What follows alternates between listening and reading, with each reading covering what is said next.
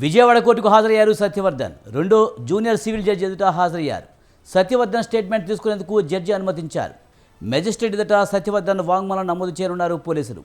TDP ఆఫీస్పై దాడి కేసులో సత్యవర్ధన్ ఫిర్యాదుదారునిగా ఉన్నారు.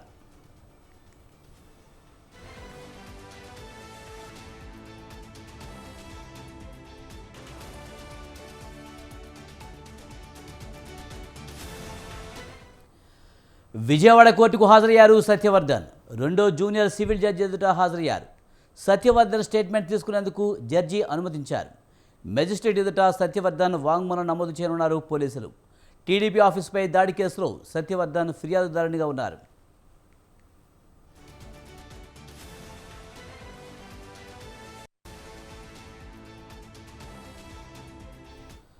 రైట్, ఇదే అంశానికి సంబంధించి మరింత సమాచారాన్ని మా కరెస్పాండెంట్ సంతోష్ అందిస్తారు. సంతోష్, సత్యవర్ధన్ విజయవాడ కోర్టులో హాజరైనట్టు తెలుస్తుంది, స్టేట్మెంట్ కూడా ఇచ్చినట్టు తెలుస్తుంది. పూర్తి సమాచారం ఏంటి?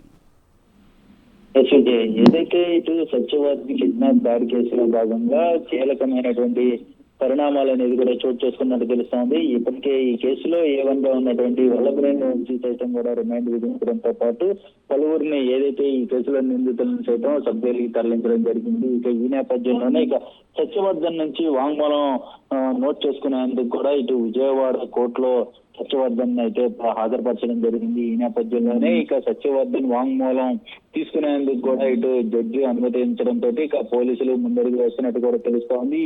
ఈ కేసులో కీలకంగా ఉన్నటువంటి టెక్నాలజీ ఏదైతే ఉందో ఆ టెక్నాలజీని యూజ్ చేసుకొని ఇక పూర్తి స్థాయిలో దర్యాప్తు వేగవంతం చేసే విధంగా ఇటు బెజవాడ పోలీసులు ముందడుగు వేస్తున్నట్టు తెలుస్తా ఉంది. ఎందుకంటే ఒక SC/ST కేసు కావడంతో ఇప్పటికే సత్యవర్ధన్ కి సంబంధించినటువంటి క్యాస్ట్ సర్టిఫికేట్ ఏదైతే ఉందో అది మంజూరు చేయాలంటూ కూడా ఇటు విజయవాడ రూరల్ MROకి అయితే ఒక వినతి పత్రాన్ని అందించడం. దీనిపై అయితే కనుక ఈ కేసులో ముందడుగులు పడుతున్నట్టు కూడా తెలుస్తా ఉంది. దీనికి సంబంధించి ఇంకా కొంతమంది ఉండడంతో వారిని కూడా గాలింపు చర్యలు అనేది కూడా చేపట్టడం జరుగుతూ ఉంది. ఏదైతే వల్లభనేని వంశీమోహన్ అరెస్ట్ చేసిన రోజే కూడా ఇటు వైజాగ్ లో ఉన్నటువంటి సత్యవర్ధన్ సైతం కూడా ఇటు విజయవాడకి తీసుకొచ్చిన అనంతరం ఇక విజయవాడ పటమట పోలీస్ స్టేషన్ లో 2 రోజుల పాటు విచారించడం జరిగింది. అయితే విచారించిన అనంతరం కూడా ఇక కోర్టులో హాజరుపరిచి వాంగ్మూలం సైతం కూడా రికార్డ్ చేసుకునేందుకు అనుమతులు జారీ చేయడం జరుగుతూ ఉంది. దీనిపై సంబంధించి ఇక ఈ యొక్క వాంగ్మూలం నోట్ చేసుకున్న అనంతరం కూడా ఇక వల్లభనేని వంశీని కస్టడీ కోరే అవకాశాలు కూడా కనబడతా ఉన్నాయి. ఈ కస్టడీలో భాగంగా